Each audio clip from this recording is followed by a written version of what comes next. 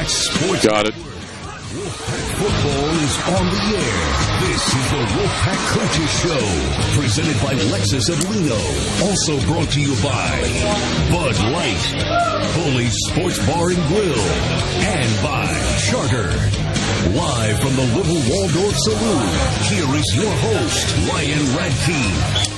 Hey, welcome to another edition of the Wolfpack Coaches Show, presented by Lexus of Reno, who invites you to test drive a luxurious Lexus automobile today. Or for more information, you can visit Lexus.com. The Wolfpack football team has 2 games left in the 2013 season. Both of them will be right here in Reno at Mackey Stadium. Saturday night, the Pack will take on San Jose State in a 7:30 kickoff. And then, of course, in a couple of weeks, BYU will be in to wrap up the season. Head coach Brian Polian is with us. A little bit later, we'll talk with Scotty Hazelton, the defensive coordinator with the University of Nevada. And Kendall will join us a little bit later on as well, who has seen a lot of time this year back at his natural position of running back for the Wolfpack. But Coach Polian with us as always to begin the show. And Coach, let's go back and talk about Saturday at Colorado State. It was an interesting game. Another one of these that I think we've seen a lot of this year, where in the first half you guys are right there, right in it, have a lead at halftime, and things just went awry in the second half. What did you see, maybe especially in that third and fourth quarter, that allowed Colorado State to take advantage and take control? Well, you know, what was incredibly frustrating for us is that we held them to 50 yards rushing in the first half,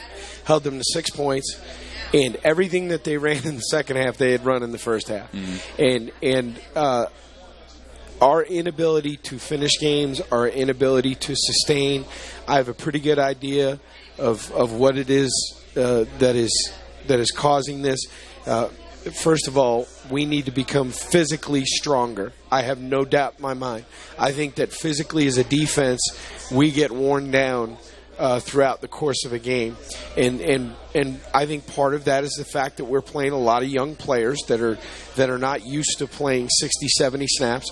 Part of it is we need to become mentally stronger and tougher and not give in to the temptation when things get hard to take the easy way out. You know, if we got to fight to stay in a gap on the front side of a run, in the first half we were doing it. In the second half, it felt like we were allowing ourselves to get reached out of our gap and we'd get exposed. And frankly, the offense has got something to do with it too. We've got to sustain drives to keep our guys off the field because, frankly, we were not a deep team to begin with. And now when you add the injuries that occur towards the latter part of a season, which is natural for everybody, we get exposed a little bit. And simply, we've got to improve. We've simply got to improve.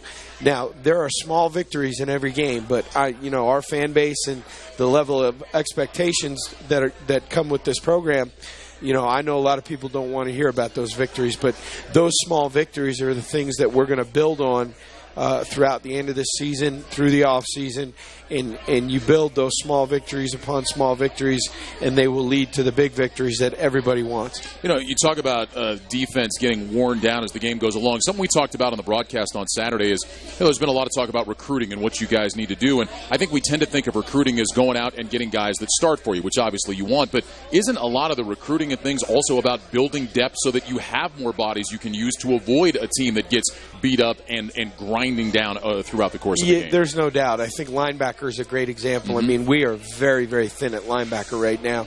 And Jordan Dobrich suffered an injury in the game, and it limited him. And now John McNeil's being stretched thin, and Matt Lyons is really beat up right now. And Brock Hecking has played 80 plays over the last 2 weeks on essentially one leg. Mm-hmm. And that's hard to do. It's hard, it's hard to hang in there when you're not very deep and you're beat up, and the recruit and it goes back to simply to the imbalance of the roster when we got here, where it was essentially 10 more offensive players to defensive players on scholarships, and trying to balance that. And the last year's recruiting class and the next recruiting class are going to go a long way to try and balance that out. But you've got a lot of freshmen out there, and we're making freshman mistakes, and we're not cupping the ball when we need to be. But hopefully those are issues that as we grow older and more experienced and more mature, we won't make those mistakes. Football is a tough game. You expect guys to be tough and just go out there and do their job. But what do you say to a guy like Brock Hecking, who, as you said, has essentially played on one leg and has been gutting it out there every week, trying to give you what he has? Well, the first thing we're trying to do is get him through the practice week so we can just get him to the game. I mean, how do we manage him throughout the week and make sure that he's taking mental reps and that he sees enough in terms of the scout team to get prepared to mentally play the game? And then how does our training staff and our coaches manage him physically to try and get a guy like that to the game? Because frankly, Brock at 65-70% is still better than a lot of other guys that we have and a lot of other people in the league, frankly. So, that's the nature of football. That's not unique to just us. Everybody does that, but it's been a challenge for us with a team that, frankly, is not very deep.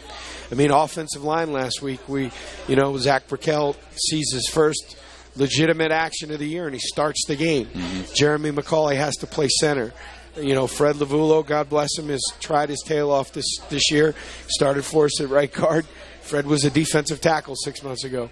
So, I mean, we're dealing with some issues right now, depth-wise, and just managing it as best we can, coaching our tails off. They're giving effort. It's just a matter of right now we're just not good enough across the board, coaches and players. How tough was the assignment for Jeremy McCauley on Saturday to go in and not just have to move positions over to center, but to do it against a defense like that likes to give you a lot of different looks, and not easy to be up there trying to call protections and things when you're just trying to figure out how to snap the ball consistently? Yeah, there was no doubt. There were a couple snaps that gave us a little agita, and he's not doing it on purpose. I mean, he's doing the best he can, but he's doing it with a 330-pound nose tackle over his head. Yeah. And Colorado State wasn't dumb. I mean, people said, well, you ought to be throwing it. They're young in the back end and beat up. I mean, they heated us up because they knew we were banged up on the offensive line and they were going to bring pressure from everywhere. And a lot of it was interior pressure, trying to challenge our center and two guards and the backs in protection. So, I thought they had a good plan, and again, it goes back to we moved the ball. Mm-hmm. I mean, we moved the ball, had to settle for some field goals, and move the ball late in the game where we go right down the field. But, we're in situations where we have to go for touchdowns and we don't convert fourth downs, and it makes it look bad on paper. We're doing some good things. We're just not doing enough good things, and we know that.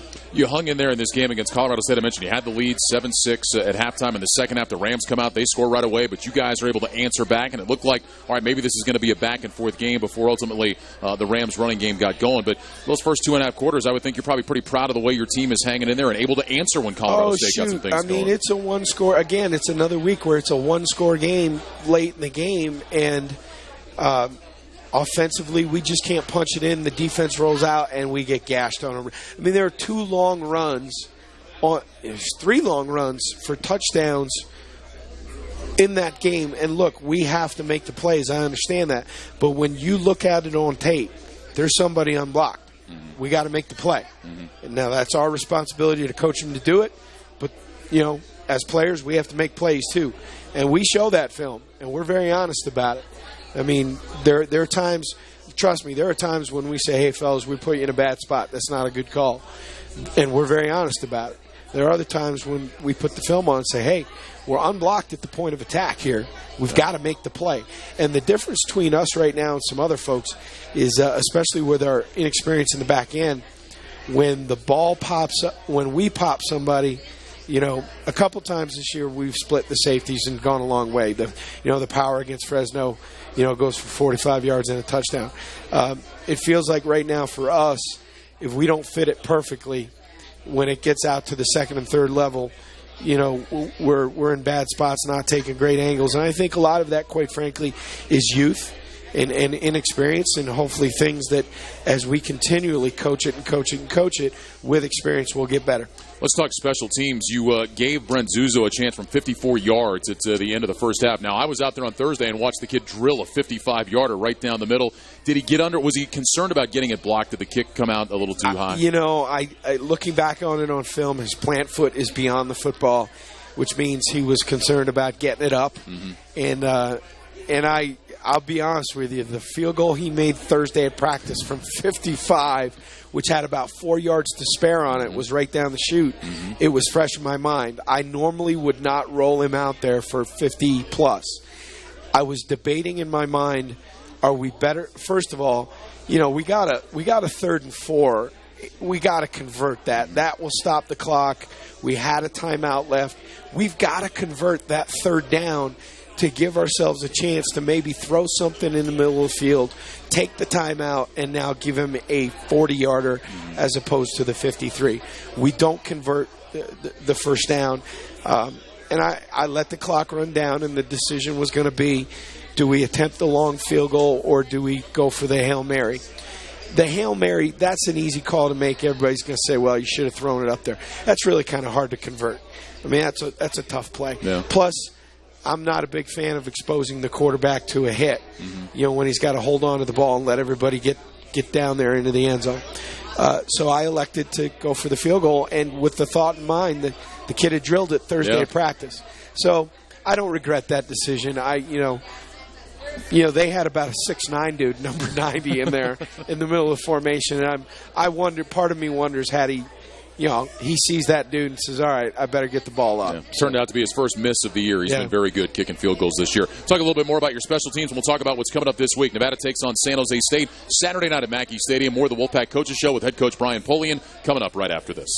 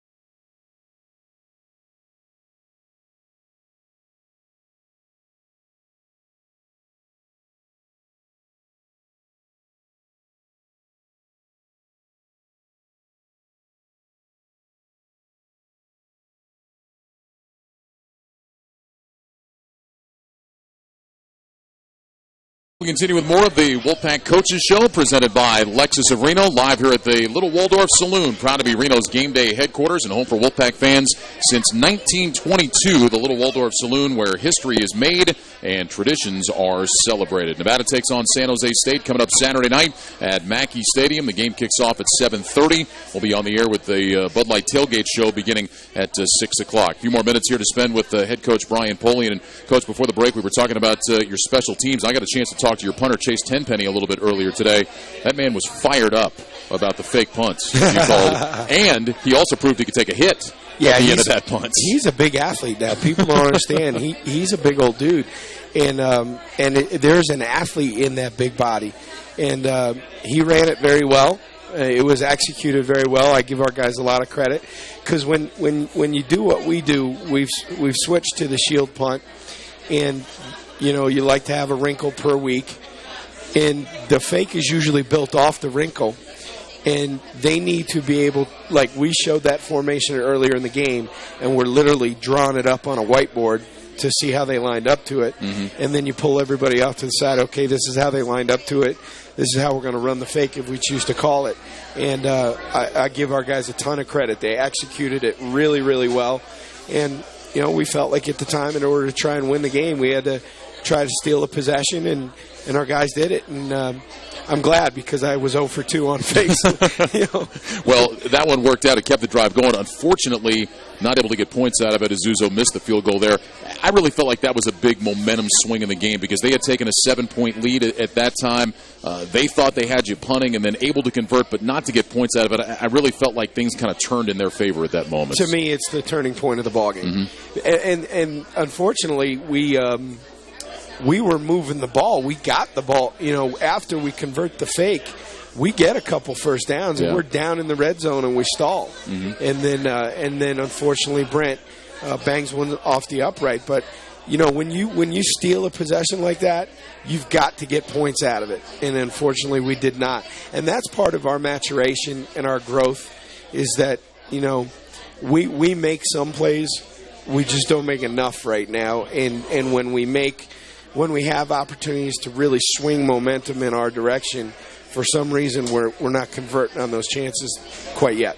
All right, with that loss, the bowl streak for Nevada officially comes to an end, and I know that this is something you were really looking forward to continuing here in your first year. Unfortunately, that doesn't happen. I know there's been a lot of talk about that, and your mantra has always been, we're just trying to be 1-0 at the end of Saturday night, but now realizing that bowl streak is over, I know it doesn't sit well with you. Yeah, there are two things there are two things right now that really are keeping me up at night, and we're in the business. I'm in our business. We don't let the media or the fan base. I mean, we don't let those. We don't let outside influences dictate to us what success and failure is. We set our own standard. That being said, the cannon obviously. I'm personally upset that we couldn't finish that game and that cannon is down south right now. The bowl streak is important to me because while our fans are disappointed, and I respect that, the bowl streak represents a lot of work by former players, Coach Alt, former assistant coaches. It's really hard to go to 8 straight bowl games, and I'm upset that we weren't able to continue to honor the work that they did and the standard that they set. And I want our former players to know that our staff, our players, we're upset by this. The one thing that we're going to use a lot of things to teach off of, but I think the major lesson to be learned is that this is a very young football team. There are 7 players off of last year's team that went to NFL training camps. That's a lot of good players that aren't here anymore. And so I was concerned that did our team think because they play for the Nevada Wolfpack that it's a birthright to go to a bowl game? Just because you're here and it's occurred for 8 straight years, it's supposed to happen. Mm-hmm. Well, it's not supposed to happen. You have to make it happen. And we failed to do that this year, and that bothers me. It bothers our coaches, and it bothers our players. But we need to understand that it's not a birthright. You have to earn it. And my goal is to begin a new streak and to honor all the former players and coaches that have set such a great standard here, that we live up to that standard. All right, with that said, with the bowl streak over, it leads into one of the questions we had from Twitter, which talks about the last 2 games of the year now and says, what are realistic expectations for the final 2 games of the year, and should we expect to see some more younger guys get playing time for you in these 2 games? No, we're going to play the people that give us the best chance to win, whether they be freshmen or seniors. There's only so many opportunities to do what we do. I said this Tuesday at the press conference. If you're a competitive golfer and you give up competitive golf, you can still swing the golf club until the day you drop dead. Unfortunately, in our business, you only get so many opportunities to pull a helmet on and strap on shoulder pads, and there's only limited opportunities in your lifetime to do what we do, and we simply cannot waste 2 of them. These 2 games are going to be very important for the future of this program. And frankly, guys like Arenzi, Reynoso, Wimberly, Batonio, they deserve our absolute best effort to try and go win these last 2 games. The one thing our staff is going to pay very close attention to is it's hard right now. It's hard to lose. It's hard to go on a losing streak. It's hard to work the hours that we work, the hours that the players put in. It's hard to do that and not succeed. But the people that succeed in life find a way to compete when things are tough. It's easy when things are going good. It's easy to work hard then when everybody's telling you how great you are. It takes character. It takes perseverance. It takes a lot of gumption to compete when it's not going well and people are down on you. And we're going to spend the next 2 weeks identifying who the tough guys are and who's willing to compete when things are going bad. And I promise our fan base and our alums, we're going to coach as hard as we possibly can.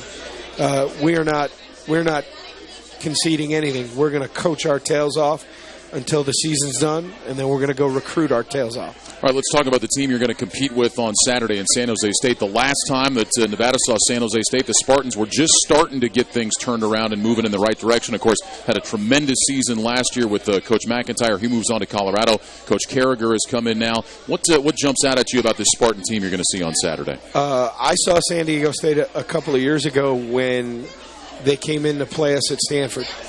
And to be honest with you, they looked kind of like we look right now. And the job that Coach Mack did, people do not understand how incredible it was to turn that thing around. It was a perennial loser. And to find a way to win 10 games there last year, and the recruiting job that they did and the job that they did developing players and changing the culture, that was an incredible job. And Coach Mack deserves a ton of credit, and Colorado recognized it and came and got him.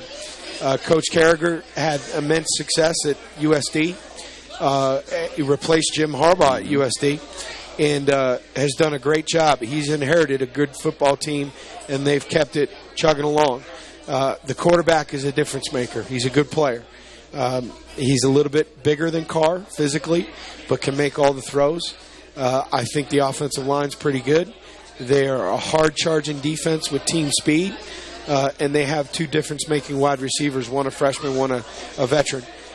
So I think they're going to look a lot like Colorado State did in terms of multiple offensively and personnel packages and motions and shifts. They throw it for 330 yards a game, but one of the questions we're going to have to ask is, if you looked at us on tape, would you throw it or would you try and run it? Yeah. You know, and that's just being very pragmatic as a coach. You know, so we're getting prepared for what'll be a challenging game, and one that I think if we play really competitive, good Wolfpack football, we should be in it and have a chance to win it at the end. In our final minute here, you have had such terrific support throughout the year at Mackey Stadium, and I know that you look at the game on Saturday and the bowl streak is over and it's going to be cold and everything else, but how important is it for you to see that kind of support continue, not for you and the coaches, but for these kids and especially these seniors that are playing their final couple of games in a Wolfpack uniform? I appreciate you bringing that up. First of all, I want our fans to know it was not our administration that set this game at 7:30. I was upset about it when I found out. But when you're in the Mountain West, you're held hostage a little bit by TV, and ESPNU decided that this was the night game that they wanted to show. So here we are at 7:30. I know it's going to be chilly. Our fan support has been just absolutely fantastic this year, and our new staff and our players appreciate it a great deal. And I would hope that we can come out and bundle up and put our bright orange hunting jackets on and get out there and hopefully support our kids. And because, look, I mean, I'm going to coach for a long time, and this is my life's work and my passion. But for some of these guys, this will be the last time that they ever get to put a uniform on. And I would hope that our fan base would I've asked for patience, and we've gotten it from administration, from the fans, and we appreciate that a great deal. We're building something here for the long term. Unfortunately, the Joel Batonios and Wimberleys of the world aren't here for the long term. So, I ask our fans, hey, let's come out and show our support for these guys who've meant so much to this program. All right, Saturday night, Nevada San Jose State, 7:30 kickoff at Mackey Stadium. Coach, we'll see you then. Thanks very much. Appreciate it. All right, Brian Polian joining us here live at the Little Wall. We'll talk with Nevada defensive coordinator Scotty Hazelton, with the Wolfpack Coaches Show continues right after this. Suppose you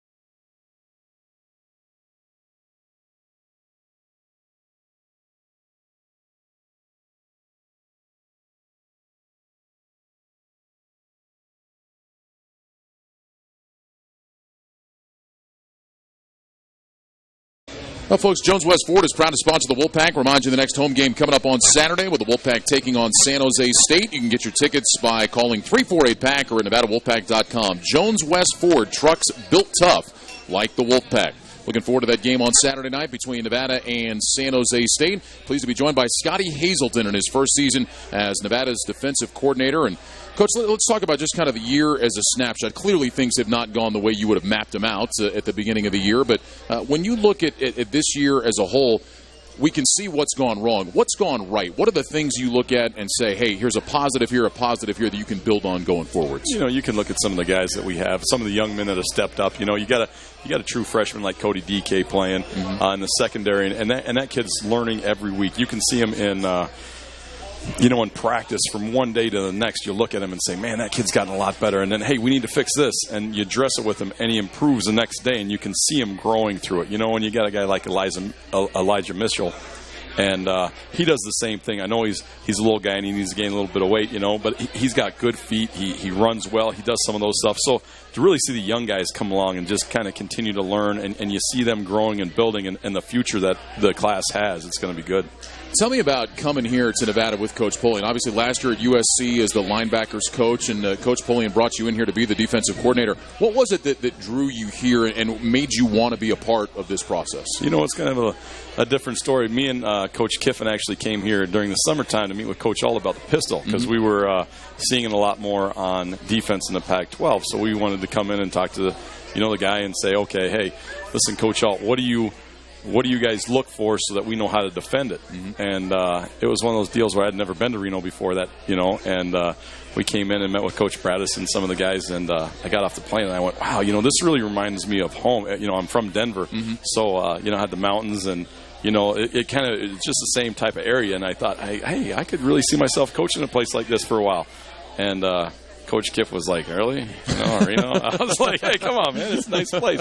So, you know, we started talking, and then when Coach Polian called, I was like, geez, that's, you know, something that I really was attracted to. I'm not an LA guy by trade. You know, my family, I like, you know, a little bit more comfortable towns, and, you know, someplace my kids and my wife can live, and, you know, you don't have to drive 2 hours in traffic to get there. Yeah. Scotty Hazelton is our guest here on the Wolfpack Coaches Show. When you came in, of course, the first question is, all right, what are you going to run? And the answer was, we're going with the Tampa 2, which, of course, has been a staple of Monty Kiffin for so many years, and, of course, Coach Kiffin now with the Cowboys. What is it about that system in particular that you really like to say, this is what I want to go with here in my first year at Nevada? You know, it's so multiple, you know what I mean? It's based out of cover 2, which is a very safe defense to run. You know, you do give up some yards. You know, you look around, you look at Tony Dungy when he was with the Colts and those guys playing it. And, you know, we got Billy Tierlink, who was on that staff as the D-line coach. And Kiff's been around it, running it for a long time. And it's just a defense that you can go to when everything else is bad and say, okay, here you go. Let's get into cover 2 and we'll play it, and let them catch the ball in front of us, and we'll go up and make tackles, and we'll bleed slowly. And then it's also multiple enough where you can say, okay, hey, you want to take risk here? Is this a chance that you can do it? You know, do you want to play cover 3 and put the safety in a box to be able to stop the run? And it's, you know, really one of the best things about it. It's been designed by way smarter guys than me and us. You know, I mean, you just follow the rules, and if you follow the rules, you know, you can't go wrong.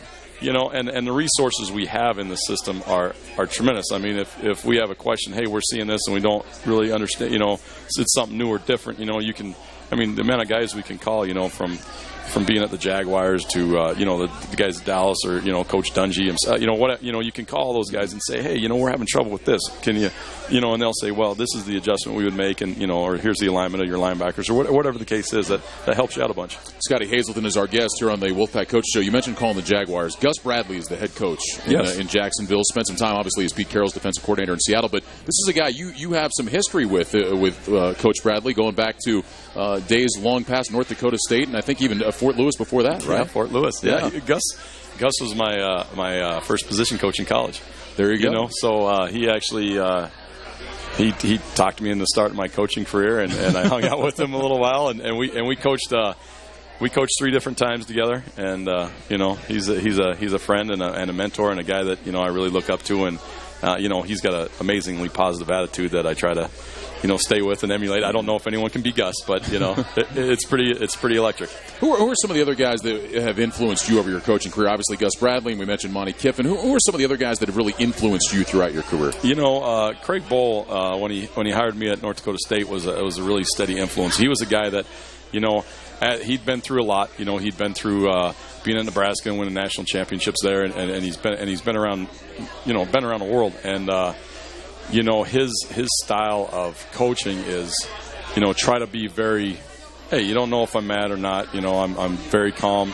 And I really like that. I try to be a little, try to get excited when I need to, but you try to stay away from the team as a fact of, hey, if they're really up, good, now keep them focused. You don't need to get up with them, or if they're really down, then you got to get up and create something. And that helped me a bunch. And his philosophy, listen, hey, stay the course, man. And when we were there, we made the mistake one year. When I coached with him, I was with him for 5 years, and we ran what we ran on defense. And we were really good one year, and then we started to get a little bit worse.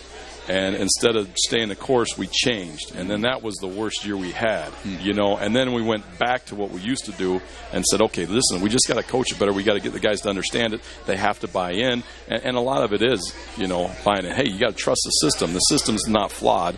We just have to do it better. And as you work through it, then we came out of that slump, and then we became really good. And through that, it just, brought me some stability. Yeah, and by the way, you guys were more than just good. You won a national championship at the FCS 1AA level in 2011. What do you take away from that experience going forward? I think that some of it is just, hey, building on a foundation. You say, okay, you get the guys there, okay, you get them to buy in, and that's the first step. Okay, then they start to trust you. They start to believe it. And you can see, we even watched tape last week and said, listen, this is the, hey, this is the first time you can see, hey, look at the angles we're taking, look at the things we're doing, and you can sell that. And once it clicks for them, then they're on your side and they buy into everything, and you can keep rolling with it. And when you get that and that family attitude, and just letting it stack on each other, and you can start stacking in new things, and you don't have to run the same 4 or 5 calls. You can start to expand and start to say, okay, now we can get to this, and the guys start to understand it when it clicks. But it took us a little while to click there. We were, that first year there, it took us probably till Game 7 till we really kind of understood what we were doing on defense. Mm-hmm. And then after that, now Game 8, you saw us get better, 9, 10, 11, and we went deep into the playoffs after that. And then the next year, it was like, okay, we got it now. Now you can start to work on the finite things that make you really good. And, we had a really good season that next year. You mentioned a second ago kind of your attitude with the players of, hey, they're down, you got to be up, things like that. One thing I noticed watching you coach is you coach guys hard, but you always seem to have that positive outlook for your guys, especially when a team is struggling. How important is it for the coach to be the guy that is going through and coaching the way he has to, but keeping that positive attitude for the players? It's extremely important. And not only that, just teaching them how to be positive, or how to, you can see a guy come off the field, and when he misses a tackle or doesn't make a play or allows something big to happen, he's not, it's not lack of effort that's getting him there, and it's not that he's not trying hard. It's something else. And for him to be down on himself and you let that play affect the next, well, that's not what you want as a coach. Mm-hmm. So yeah, you can get on him now, and sometimes we do that, but you have to be able to build him back up and then teach him, say, hey, this is a teachable moment, because these things will happen again in the future, and how are you going to respond the next time? Or can we learn from that? And if it burns into a guy enough, the trauma having something bad happen, but he can come out of it, he'll learn from that mistake and also be better for it. And then, you got to take, some guy, hey, they get nicked up, or you got a guy that's down or whatever. Hey, you need to get that guy up and realize the game's bigger than you, man. The game's big. It's not just about you. That's a selfish attitude. You got to be able to get up, and we might not be playing well on defense, but it has to be bigger than me worrying about, oh, we're so bad or whatever. We missed this fit or we did this wrong and all. Hey, listen, it's more than that. If you get down, that they're going to follow what you do. So you need to figure out a way to get them back up and keep them playing, because the game's not over. It's a long game. Coach, keep that positive attitude. Keep working hard. We're looking forward to what's ahead for University of Nevada football. Thanks so much for coming down here tonight. All right, thanks for having me. Scotty Hazelton, our guest. We'll take a break, come back with more right after this.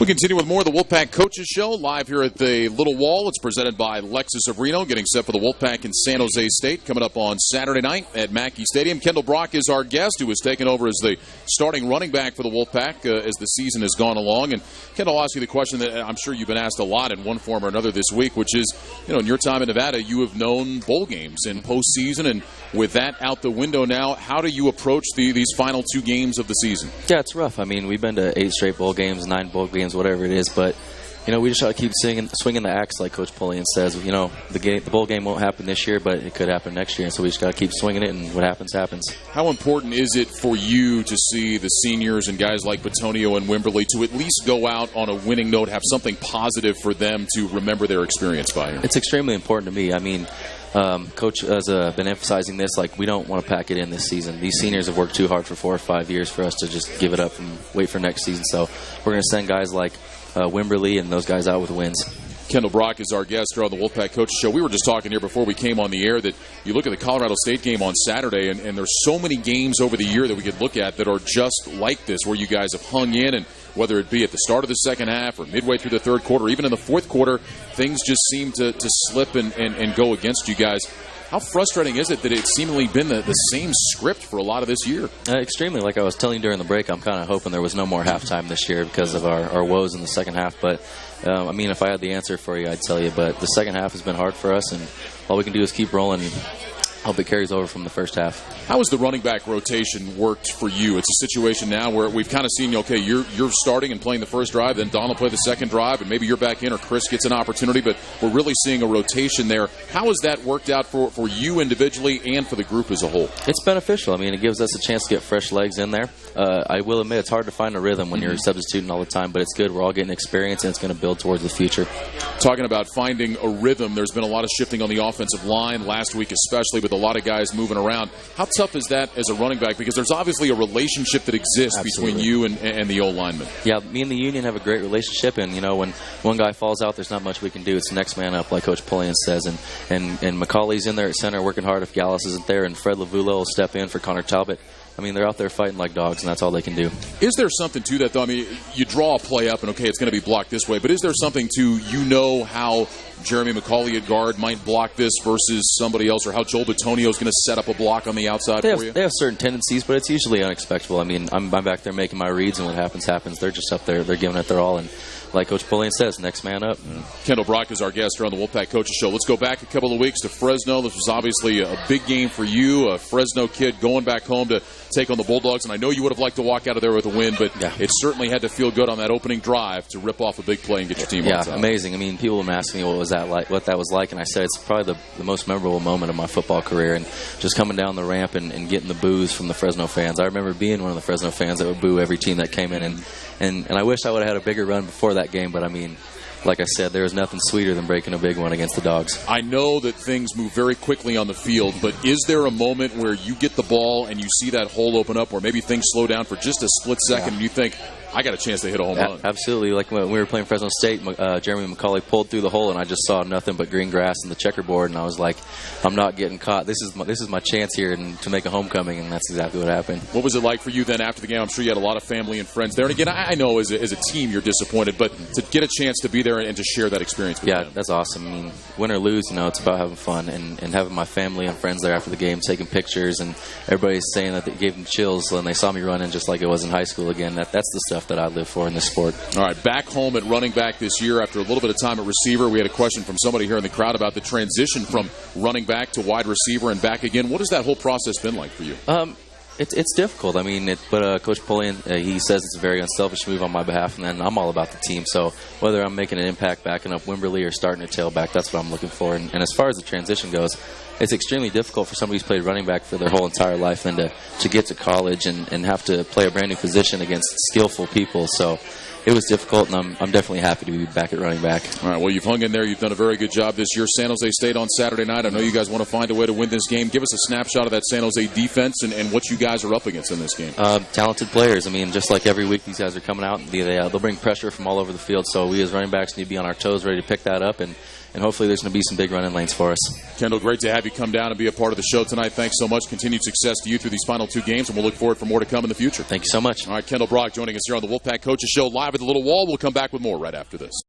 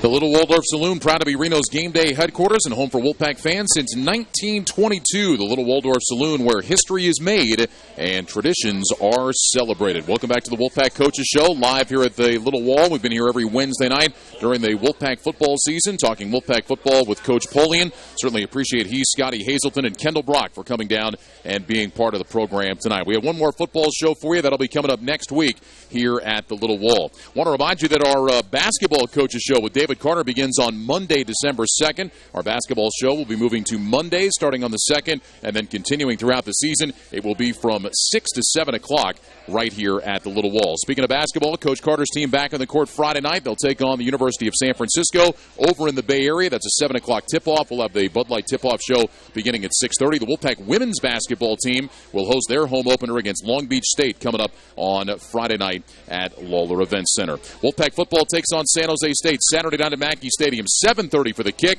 and we'll have it all for you beginning with the Bud Light tailgate show at 6 o'clock. Thanks for joining us this week. We'll see you next week for another edition of the Wolfpack Coaches Show.